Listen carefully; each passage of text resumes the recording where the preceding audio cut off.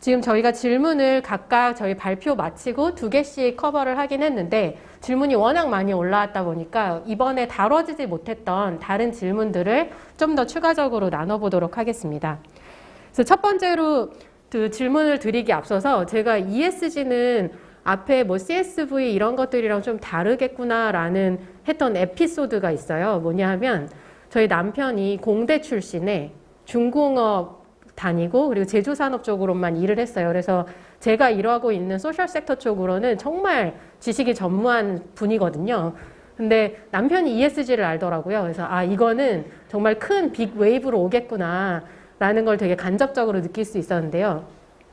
오늘도 사전에 이제 등록하신 분들도 굉장히 많고 관심도 뜨거우니만큼 질문들도 굉장히 다양한 질문들이 나왔어요. 근데 대부분의 많은 질문들은 도대체 이걸 어떻게 활용해야 되느냐가 가장 많았던 것 같아요. 그래서 미디어에서 다뤄진 것들도 ESG는 무엇인지, 왜 해야 되는지, 왜 중요한지 이런 것들은 굉장히 많이 다뤄졌던 반면에 실제로 이걸 어떻게 내재화하고 어떻게 활용할 수 있는지, 적용할 수 있는지 부분에 대해서는 앞으로 숙제가 많이 필요한 부분인 것 같아서 이번 종합토론 시간에는 그런 부분을 조금 더 많이 다루도록 하겠습니다. 그래서 첫 번째 질문 드릴 부분은 되게 저랑 친하신 분이에요. 가 아니고 사실은 저입니다. 제가 질문했는데 채택해 주셨어요. 이게 주최 측에 저에 대한 우호도가 있었던 건 아닌 것 같고 제가 질문을 엄청 빨리 남겼거든요. 그래서 아마 뽑아주신 것 같습니다. 그래서 첫 번째 질문은 ESG가 유행으로 지나가지 않고 정부, 기업, 투자자, 비영리, 시민 모두에게 좀 의미 있는 변화와 혁신을 만들어내기 위해서 무엇이 가장 중요할까요? 라고 했는데 키워드로 하나 딱 말씀해 주시고 간단한 설명을 뒤에 덧붙여 주시면 좋을 것 같습니다. 그래서 김홍탄 CPO님부터 이제 순서대로 모두 답변을 해주시면 좋을 것 같습니다. 네, 세 가지로 얘기해도 되나요? 네. 네. 정확한 문제점의 정의, 그다음에 practical solution, 진정성. 네. 설명되나? 예, 예.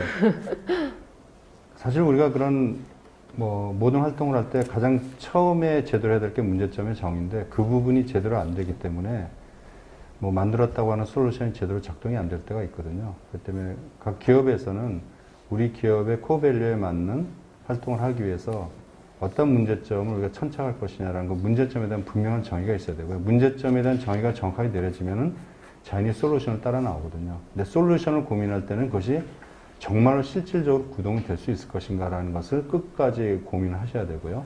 그다음에 그 모든 것에 이제 진정성이 담겨야만 그 진심이 전달이 될 것 같습니다. 네, 답변 감사합니다. 그럼 유승건 이사님. 네, 앞에서 다 말씀해 주셨는데요. 저는 인식인 것 같아요. 네, 인식인지인 것 같은데, 지금 CSR, 우리나라의 2000년대 초반에 CSR 때도 그렇고, CSV 때도 그렇고, 제가 이제 계속 기시감이 드는 이유가, 그 개념 자체를 잘못 인식함으로 인해서 그 이후에 기업들이 되게 잘못된 방향으로 갔거든요. 그러니까 CSR을 사회공헌으로 이해함으로 인해 가지고 그 이후에 기업이 비즈니스는 비즈니스대로, 그 다음에 사회공헌은 사회공헌대로 이런 분리되는 현상이 일어났고, CSV를 또 공인가치 창출로 이제 그게 실제로는 마이클 포터가 얘기할 때는 기업의 비즈니스 전략과 이런 것으로 얘기했는데, 이게 마치 CSR, 즉 사회공헌을 대체하는 방식으로 이해가 되는 바람에 사회공헌팀 보고 돈을 벌어 오라고 하는 이런 어처구니 없는 일이 또 일어났고, 지금의 ESG 같은 경우는 또 이게 평가와 투자 중심으로 가다 보니까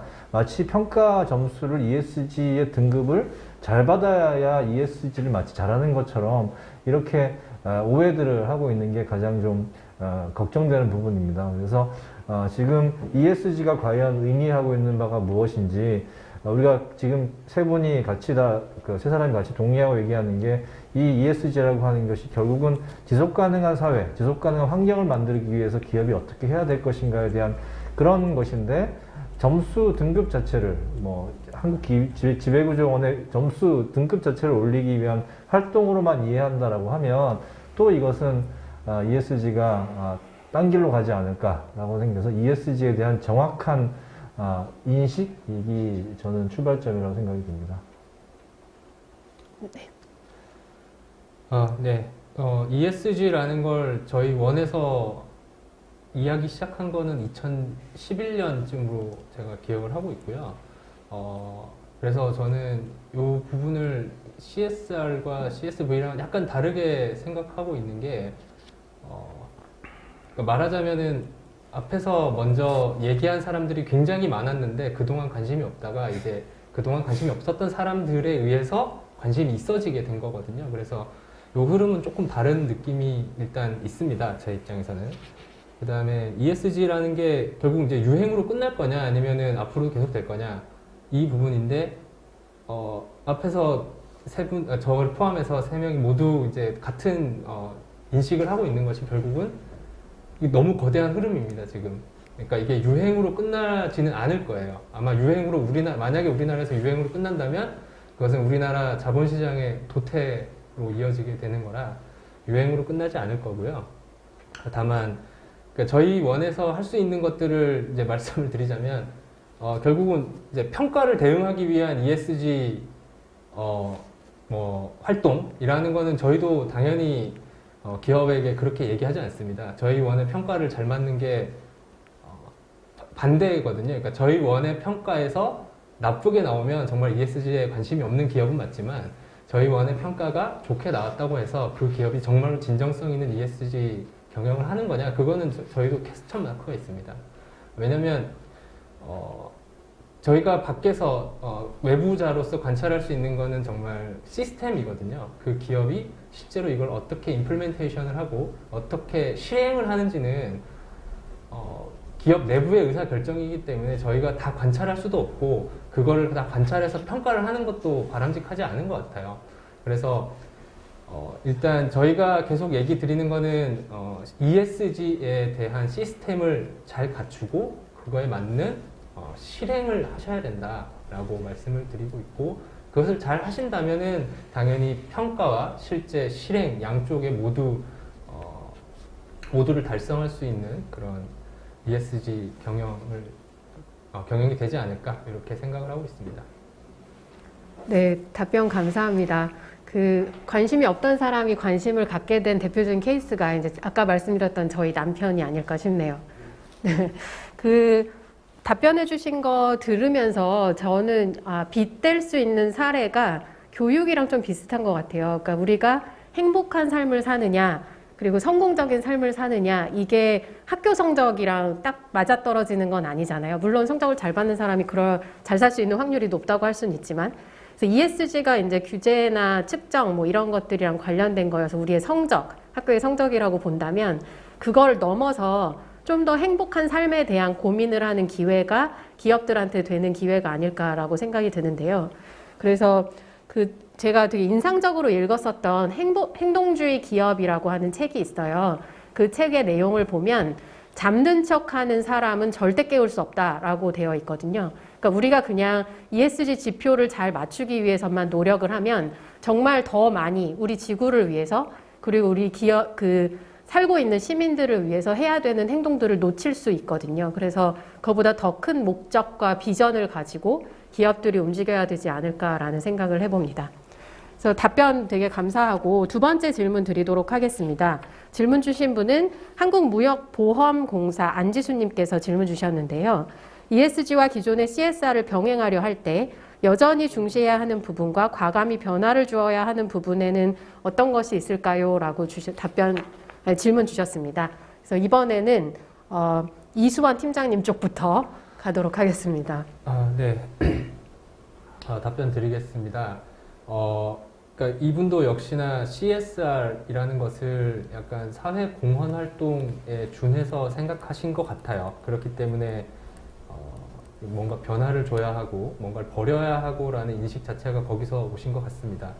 다만 그러니까 사회 공헌 활동을 가지고 ESG를 이야기할 수는 없을 것 같고요. 앞에서도 제가 계속 얘기 드렸지만 결국은 다 전략과 맞닿아 있는 걸로 인식을 하셔야 될 것 같습니다. 예. 그러니까 ESG라는 거는 각 기업이 처한 상황, 환경에 따라서 천차만별로 나타날 수밖에 없는 거거든요. 여기에 되게 조금 맞는 사례인지 모르겠지만 제가 생각나는 사례가 있어서 말씀드리면 예를 들어서 금융회사에 있어서 환경 리스크가 무엇이냐, 환경을 그럼 E라는 요소를 고려하기 위해서 어떻게 해야 되느냐. 예전에 지속가능 경영 보고서를 보면 금융회사가 환경 부문에 대해서 서술을 할 때 우리는 뭐 종이를 이면지를 쓰고 전기를 아끼고 뭐 이런 내용이 적혀 있었어요. 그럼 그것이 과연 금융회사에 걸맞는 환경 리스크 통제냐라고 한다면 많은 분들이 이제는 동의하지 않으실 거예요. 이제 금융회사가 해야 될 환경에 대한 접근은 본인들이 투자한 기업들의 환경 리스크거든요. 결국 세계적인 어떤 기관 투자자 블랙락도 이제 석탄 발전에 투자하거나 석탄 발전을 지속하는 회사에 대해서는 우리가 이제 투자해서 배제하겠다. 우리나라도 지금 많은 금융회사들이 뭐 몇 년까지 탈석탄 혹은 탄소 중립 선언을 하고 있죠. 이런 것들로 봐서는 결국은 그 회사의 특성에 맞는 ESG 전략 설정, 이것을 가장 중요하게 생각하셔야 될 것 같습니다. 네, 이상입니다. 네, 유승건 이사님. 네, 질문을 좀 다시 한번 보여주시겠습니까? 네. 네, 일단 뭐 ESG와 기존의 CSR을 병행하려고 할 때 여전히 중요시해야 되는 부분과 과감히 변화를 주어야 되는 부분은 어떤 게 있을까요? 라고 말씀하셨는데, 뭐 여전히 중요시한 부분들은 기업의 사회적 책임, 우리가 책임 있는 기업이 되기 위해서는 어떻게 해야 되는지에 대한 깊은 고민, 그 다음에 그것에 대한 실천, 이런 부분이 있다라고 하면, 이제는 ESG가 평가나 아니면 투자 측면에서 중요한 포인트로 다가오고 있다라고 하면, 아까도 말씀드렸지만 기존의 CS 활동을 어떻게 글로벌 가이드라인에 어떤 적합하게 그 기준, 그러니까 우리가 잘했다고 스스로 생각하는 게 아니라 글로벌 가이드라인에 맞는 수준까지를 어떻게 높일 것인가에 대한 부분이 하나 있다라고 하면, 두 번째는 그것을 회사 내에 실제적으로 시스템하게 어떻게, 기존의 CSR 팀이 그냥 이거 좀 해주세요 라고 부탁했다라고 하면, 이제는 CSR 팀이 아니라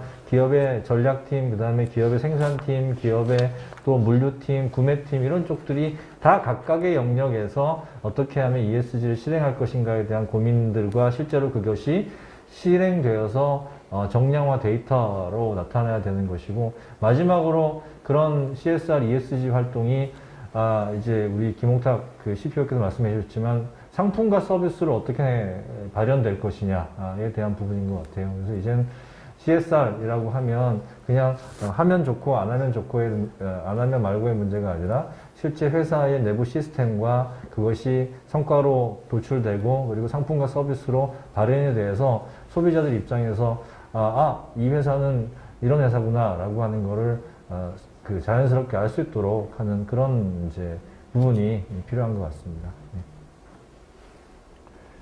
예, 그 여전히 가져야 된다고 하면은 우리 기업에서 하시는 게 뭐지? 라는 것에 대한 명확한 생각이 있어야 될 것 같고요. 그러니까 계속 반복되는데 핵심 가치 기업에 그것을 통해서 우리가 할 수 있는 것이 무엇일까? 그것은 여전히 가지고 가야 될 거라고 생각하고요.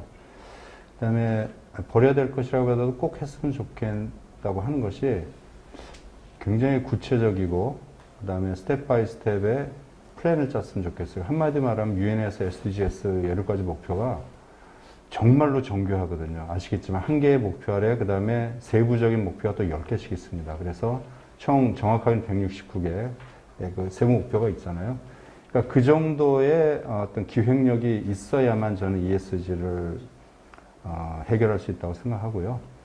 그다음 뭐 사례를 들면 아까 이제 JYP도 이제 그 얘기가 있었지만은 이제 음악 쪽으로 얘기를 한다면은 거기서 사회공헌 할 수 있다는 거 그냥 드는 생각인데, 가령 예를 들면 새로운 뮤지션을 발굴하기도 하는데 되게 저개발 국가에 기회가 없어가지고 탤런트는 많으나, 제가 왜냐하면 이전에 아프리카 쪽에 이제 NGO 단체하고 많이 가보긴 했는데 아트나 체육 쪽으로 너무너무나 탤런트가 뛰어난 사람들이 많아요. 근데 그것을 우리가 끄집어내서 발전시켜 줄 수가 없었다는 것이죠. 그렇다면은 어느 지역에서 뮤지션들, 어린애들을 발굴하고 또 그들에게 미디어 교육을 시켜서 그들의 재능을 셀프 프로모션 할 수 있는 것까지, 그러니까 미디어 리터러시를 증가시키는 거죠.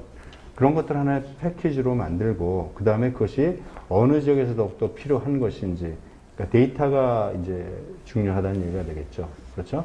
그런 식으로 진행을 해본다면 사실 할 일은 굉장히 많거든요. 근데 막연한 것보다 좀 구체적으로 들어갔으면 좋겠다는 거고요.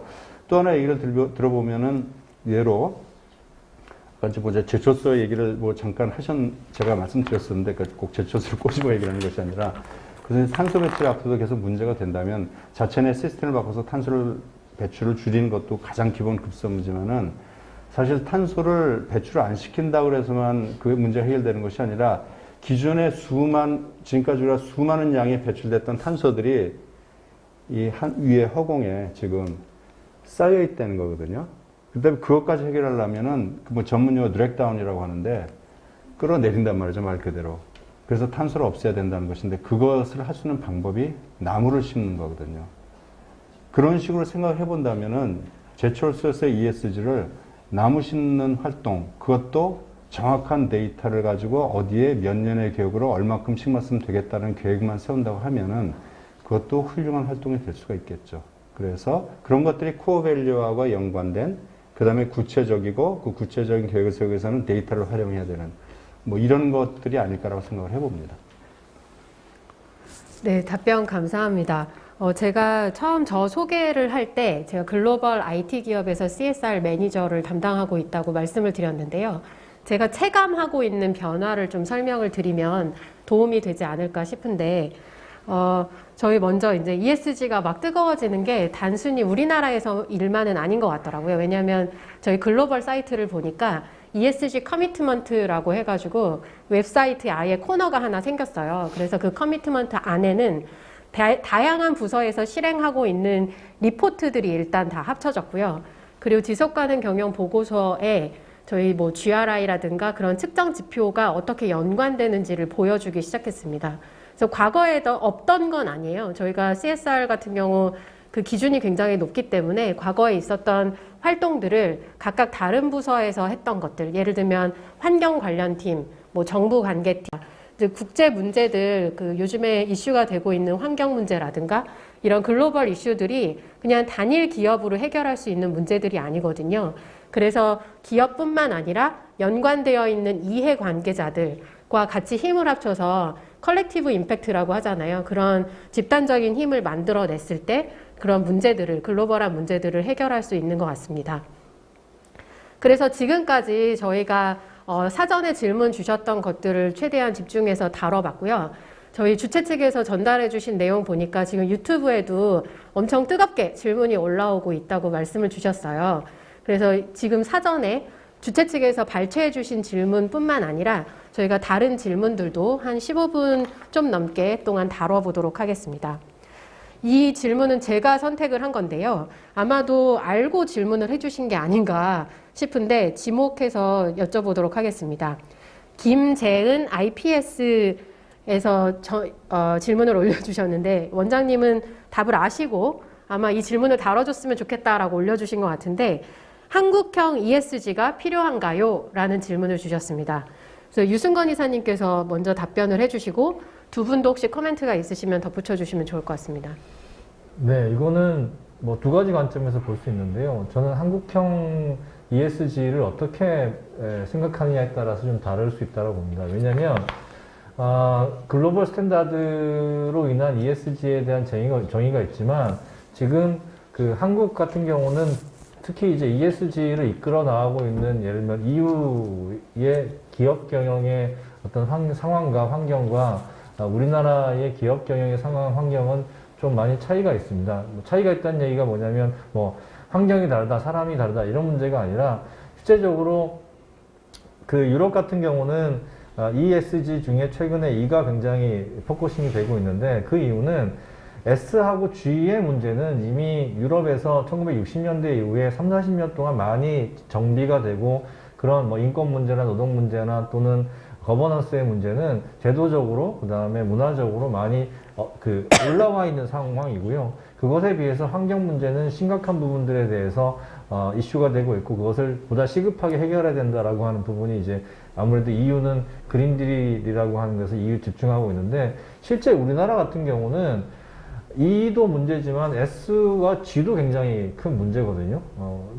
다 말씀드리지 않아도 알겠지만, 그렇기 때문에 오히려 우리나라의 한국형 ESG가 된다라고 하면 유럽처럼 E를 좀 중점적으로 한 ESG가 아니라 S의 특히 노동이나 인권 문제, G의 지배구조나 거버넌스의 문제, 기업 승계의 문제, 이런 문제도 동일하게 좀 강조해서 다뤄야 되는데, 오히려 외국에서 글로벌에서 얘기하는 기후변화 문제만 쏠리다 보면 실제적으로 더 우리 기업들의 건전성과 건강성을 높일 수 있는 S와 G 문제를 간과할 수 있기 때문에 저는 그런 의미에서 S랑 G에 대한 부분들을 좀 더 수준을 높이기 위한 한국형 ESG는 필요하다라고 보는데, 반대로 어떤 이제 그 특정 언론사나 이런 쪽은 ESG를 글로벌 가이드라인보다 오히려 엉성하게 좀 만들어서 한국 기업들, 기업 친화적인 쪽으로 기업이 편하게 좀 만들어서 쉽게 좀 접근하려고 하는 그런 접근에 대해서는 저는 완전히 반대합니다. 그런 부분들은 반대하고,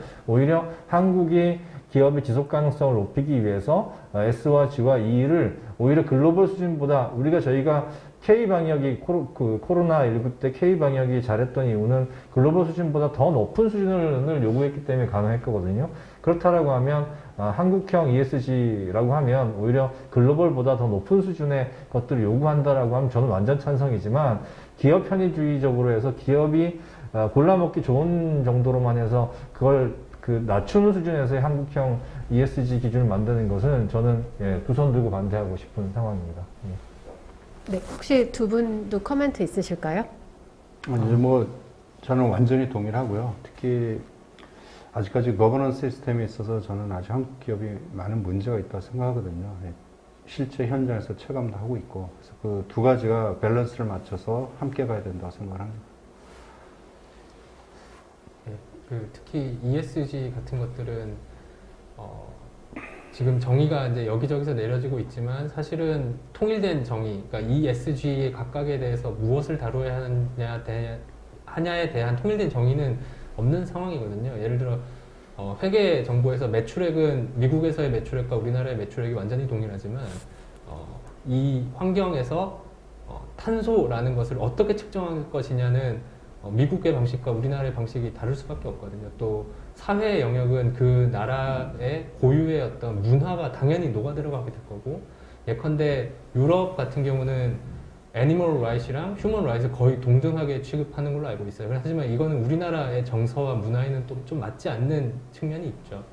또 환경 문제도 역시나 우리나라의 환경 문제는 굉장히 지금 대기 오염이 시급한 해결 과제가 될 텐데, 상대적으로 유럽은 대기 오염에 대해서는 조금 더 덜 민감하게 되는 거죠.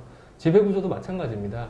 유럽은 대륙법 체계냐 혹은 영미법 체계냐에 따라서 지배구조의 스탠다드가 완전히 달라지는 게 너무 당연하고요. 그렇기 때문에 그러니까 한국형 ESG가, 이게 한국형이라는 단어는 붙으면 보통 좀 안 좋아지는 느낌으로 많이 쓰이게 되는데요. 한국형 ESG가 필요하냐라는 질문보다는 우리나라, 우리 기업, 우리 법 제도나 우리 문화에 꼭 맞는 ESG가 필요하냐라고 했을 때는 저는 동의하고 있습니다. 네.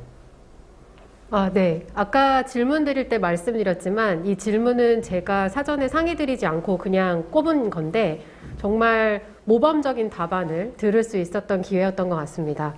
네, 그러면 이번에는 정말 따끈따끈하게 유튜브에서 질문 주신 것 중에 선정을 좀 해봤는데요. 김대성님께서 질문해 주셨습니다. 현재 ESG와 CSR의 개념적인 부분을 중심으로 기업적 실행 방식에 대한 이야기가 이어지고 있는데요. 본 포럼의 주제인 ESG와 민관 협력을 어떻게 모색해 볼 수 있을지에 대한 의견을 들어보고 싶습니다. 라고 해주셨습니다. 그래서 민관 협력 차원에서 좀 더 강조하셔서 답변을 주시면 좋을 것 같고요. 힘드시겠지만 이쪽부터, 이수원 팀장님부터 진행하도록 하겠습니다. 네. 이제 저희가 계속 민간에 대해서는 많이 얘기를 드린 것 같아요. 그러니까 민간에서 ESG의 주체가 되는 것은 결국은 기업과 투자자 양 사이드가 될 것 같고, 그러면 정부는 여기서 무엇을 해야 하는가를 고민을 해보면,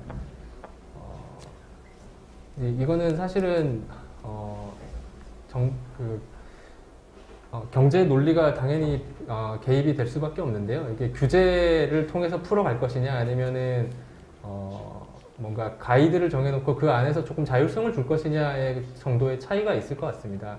그런데 아까도 말씀드렸듯이 ESG라는 것은 굉장히 개별 기업의 특성과 맞닿아 있기 때문에 이것을 모든 것을 다 규제로 풀어나가다 보면은 결국은 부작용이 많이 생성이 될 수밖에 없거든요. 뭐 산재가 많이 발생하는 산업이 따로 있을 거고, 그 다음에 갑질 문제가 많이 발생하는 산업이 따로 있을 거고, 여러 가지 이 기업들이 마주하고 있는 위험이 다 다를 텐데 이것을 일률적인 규제로 풀어가기보다는 정부 입장에서는 이런 가이드, 그러니까 공인된 가이드를 하나 정해놓고 그 다음에 그 가이드 안에서 각 기업이 어떻게 이것을 풀어갈 것인지를 조금 지원해주는 방식을 택하는 게 어떨까 이렇게 생각이 됩니다. 네, 답변 감사합니다. 제가 다음 답변하시는 분으로 넘어가기 전에 그 CSR 담당자로서 정부기관 관계자들을 만나면 가장 많이 하시는 부분이 어떻게 하면 더 활동을 독려할 수 있느냐, 뭐 세금을 절감해주면 되냐, 뭐 이런 말씀을 하세요. 그래서 사실은 정부에서 그걸 규제로 이제 컨트롤하기보다는 이걸 어떻게 독려해서 서포트해 줄 수 있느냐에 대한 것들도 굉장히 궁금해 하시더라고요. 그래서 혹시 그 두 번째, 세 번째 답변하시는 분께서 그런 것에 대한 의견이 있으시면 곁들여 주셔도 좋을 것 같습니다. 네, 전가요? 네. 저는 안타까운 것이 우리나라의 정부가 여야를 막론하고 ESG에 대해서 굉장히 좀 둔감한 상황이다. 지금 해외에서는 글로벌하게 ESG가 굉장히 기업뿐만 아니라 정부 차원에 있어서도 제도라든지 아니 이것을 ESG에 대한 것들을 잘 경영하는 기업들을 이렇게 지원해주고 뭔가 또 그게 대기업뿐만 아니라 아주 작은 기업들까지 가기 위해서 굉장히 다양한 노력들을 하고 있는데 우리나라 정부나 국회는 생각보다 ESG에 대해서 이해도 좀 떨어지시고, 그 다음에 실제로 정부에서 내놓은 여러 가지 안, 또 뭐 여야에서 내놓은 다양한 법안들을 보면, 한 5년, 10년 전에, 유럽에서 얘기한 것들을 지금 이제서야 얘기하고 있는 부분들이 있어서, 좀, 정부나 국회에서 ESG에 대한 이해들을 좀 높이셨으면 좋겠다. 이게 국가 경쟁력으로 굉장히 중요한 ESG가 부분인데, 그런 부분에 있어서는 좀, 이렇게 제대로 된 파악과 좀 대응을 해주셨으면 좋겠다라고 하는 게 저희는 그 시민으로서의 바람입니다. 네. 네. 좀 어려운 질문인데요. 저도 이제 뭐 정부 쪽에서 이제 일을 생기고 그냥 가서 이렇게 컨설팅 뭐 하고 이런 거 많이 해봤는데 대부분 보면은 어떤 한 어젠다가 떨어지면은 그 부분에 전문성 있는 분들 이제 모셔서 고견을 듣고, 그 다음에 그걸 잘 정리해서 위에 올리는 모델레이터 역할을 이제 많이 하시거든요. 그 부분도 필요한데, 저는 그게 연주하기 전에 이 조율하는 거라는 느낌이 들었어요. 실제로는 연주를 해야 되는데, 연주를 하려면은 굉장히 실질적으로 해야 되는 거잖아요. 그래서 지금 뭐 AI 시대, 뭐 IT 시대다 보니까 그동안 뭐 이런 해커톤도 굉장히 많았습니다. 근데 그것도 보면 거의 이전에 뭐 글짓기 하던 백일장 같은 그런 느낌이 한번 해보고 거기서 뭐 우수상 주고 상 주고 뭐 이런 건데 그거 말고 실질적으로 해결될 딱 문제 정말로 그런 걸 하나 딱 잡아서 말 그대로 거기서 민과 기업이 또는 뭐 관이 함께 해서 전문가들이 그 실질적인 해결책을 만들어내고 그것이 세상에 딱 드러나면은 아 저게 솔루션이구나 할 수 있는 그 감이 생기잖아요. 특히나 요즘 같은 경우는 뭐 AI가 중심이라고 하는데 해야 될 일이 얼마나 많습니까? ESG에도 AI가 도입돼가지고 해야 될 일이 굉장히 많거든요. 그러니까 좀 더 이렇게 명분보다 일을 했다 이런 것보다는 1년에 한 개를 만들더라도 실질적인 솔루션을 만들 수 있는 그런 판을 관에서 많이 깔아주시고 그 다음에 그것을 실질적인 해결책이 나올 수 있도록 이끌어주시는 그런 역할을 좀 해주셨으면 좋겠어요. 네, 감사합니다. 지금 두 가지, 그러니까 정부가 좀 둔감한 상황인 것 같다. 글로벌 다른 국가에 비해서. 그리고 좀 더 이해도를 정부 자체도 높였으면 좋겠다라는 말씀을 해주셨고요. 그리고 두 번째로는 좀 더 손에 잡히는 실사례들, 그리고 성공 사례들을 좀 많이 만들어서, 아, 저게 성공 사례구나. 좀 실체화하는 작업들이 필요할 것 같다라는 말씀 주셨습니다. 오늘의 마지막 질문이 될 것 같아요. 이것도 그냥 제가 고른 건데요. 미스크의 조주흠님께서 질문 주셨습니다. 단순 선언이나 모호한 목표 말고 조직 내 보다 실질적인 ESG 도입과 수행 계획을 수립하기 위한 방법은 어떤 것이 있을까요? 라고 질문을 주셨습니다. 혹시 괜찮으시면 CPO님께서 답변을 주실 수 있으실까요? 뭐, 저 대답 계속 반복되는 것 같은데, 문제점 정의를 제대로 하고요. 아주 실질적으로 저는 좀 더, 그러니까 요뿐만이 아니라, 우리 대한민국 전체가 좀 더 프랙티컬한 쪽으로 좀 많이 갔으면 좋겠다는 좀 생각이 들거든요. 모든 부분에서. 그래서 뭐 기업이 어떤 기업이 됐건 간에, 제가 CEO가 됐으면은, 그쪽에 대해 사내 목표를 정하고 그걸 통해서 이번 달에는 뭘 해보자 이렇게 작게 실천하는 것 그런 행동이 굉장히 이제 필요한데 뭘 해야 되지 이렇게 막연하게 있으니까 굉장히 막연해지는 거거든요. 그래서 구체적인 목표를 설정하고 그것이 아무리 하다 못해 뭐 텀블러를 갖고 다니건 뭐가 됐건 간에 구체적인 실천사를 계속 만들어 가면은 그게 축적이 되면은 그 회사에 저는 영향이 될 거라고 생각합니다. 실질적이었으면 좋겠어요. 이사님. 네. ESG, CSR과 ESG의 시대에 있어서 중요한 건 기업들이 이제는 남의 일이 아니라 실무자들이 다 내 일이구나. 다른 사람이 다른 부서의 CSR 팀의 일이 아니라 ESG 팀이 아니라 내가 내 자리에서 내가 하고 있는 상품 개발, 서비스 이런 것들이 과연 ESG 가치에 적합한지에 대한 것들부터 바꿔야 되기 때문에 ESG는 결국은 비즈니스로 구현돼야 된다라고 하는 그런 당위성을 좀 기업 내부에서 실무자들이 알아야만 된다라고 하는 그런 인식입니다. 그래서 ESG는 비즈니스다 이렇게 좀 인식하셨으면 좋겠습니다. 아까 이사님 발표 자료에도 나와 있었듯이 이제 ESG라는 게 결국 내재화를 시키는 게 굉장히 중요하고 그 내재화의 가장 좋은 수단은 결국 보상이거든요. 지금 최근에 많은 기업들이 실제로 그 임원이나 CEO의 보상 체계에 예를 들어서 저희 원의 평가 등급을 넣는다거나 아니면은 ESG와 연관된 목표치를 달성하면 뭐 성과급을 올려준다거나 이런 식으로 설정을 하고 있는 걸로 알고 있어요. 그런데 그런 성과 체계의 레벨을 조금 더 밑으로 내린다면 자연스럽게 굉장히 구체적인 목표 달성을 할 수 있지 않을까 이렇게 생각이 들고 그러니까 처음 시도로는 굉장히 좋은 것 같은데 보수 체계에다가 이제 ESG 목표를 넣는다고 할 때 굉장히 주의를 해야 될 게 예를 들어서 저희 원의 평가 등급을 거기다 넣는다는 게 어떻게 보면은 좋은 방향으로 유도를 할 수도 있지만 어떻게 보면 또 굉장히 안 좋은 방향으로 그러니까 미스리딩을 할 수 있는 가능성이 굉장히 높거든요. 그래서 그런 것들을 조금 잘 생각해서 설계를 하시면 좋겠습니다. 네, 이상입니다. 네, 답변 감사합니다. 저도 이제 질문을 되게 많이 받아요. 이쪽에서 근무를 하고 있다 보니까. 그래서 ESG 어떻게 하면 잘할까? 뭐 이런 질문들을 많이 하시는데, 물론 지금 앞에서 답변해 주신 세 분께서 실질적으로 어떻게 더 잘할 수 있는가에 대한 부분은 많이 다뤄주셨는데, 저는 좀 더 하이 레벨로 말씀을 드리면, 기업의 목적에 대해서 좀 더 생각해 보셨으면 좋겠습니다. 무슨 얘기냐 하면, 그러니까 기업이 존재하는 이유, 그러니까 우리가 왜 비즈니스를 하는지 이런 것부터 좀 궁극적으로 생각해 봐야 되지 않을까. 그래서 보통 신년사 같은 거 할 때 우리의 목표는 뭐 비즈니스 업계 1위가 되는 거다. 뭐 내지는 뭐 ESG를 잘하겠다. 이런 게 신년사가 되는 게 아니라 우리가 이 사회에서 비즈니스를 하는 이유는 무엇이고 그리고 이 비즈니스를 통해서 달성하고자 하는 목표 그리고 우리가 살고 있는 이 세상을 어떻게 더 잘 만들 것인가 이런 굉장히 높은 하이 레벨의 메시지이지만 이런 걸 먼저 찍고 그거로부터 이제 구체화했을 때 ESG건 CSR이건 이런 것들을 잘 지킬 수 있을 것이라고 생각하거든요. 그래서 기업의 목적, 비즈니스의 목적 이런 것들을 좀 재정의해 볼 수 있는 기회가 됐으면 좋겠고요.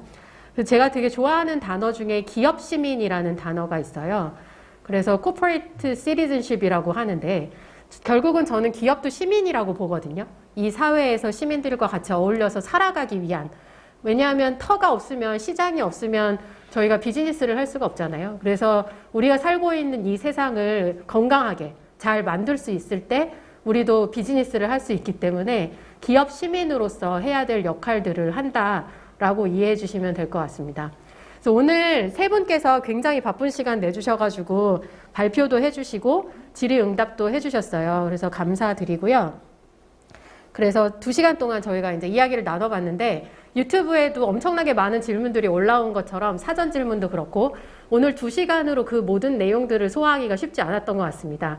그래서 또 다시 이런 기회가 있어서 저희가 좀 더 깊은 심화편, 그리고 오늘 개념편이었다면 심화편을 좀 만들어 볼 수 있는 기회가 있었으면 좋겠습니다. 오늘 이것으로 2021 서울 사회공헌 혁신 포럼을 마치도록 하겠습니다. 감사합니다. 네, 수고하셨습니다.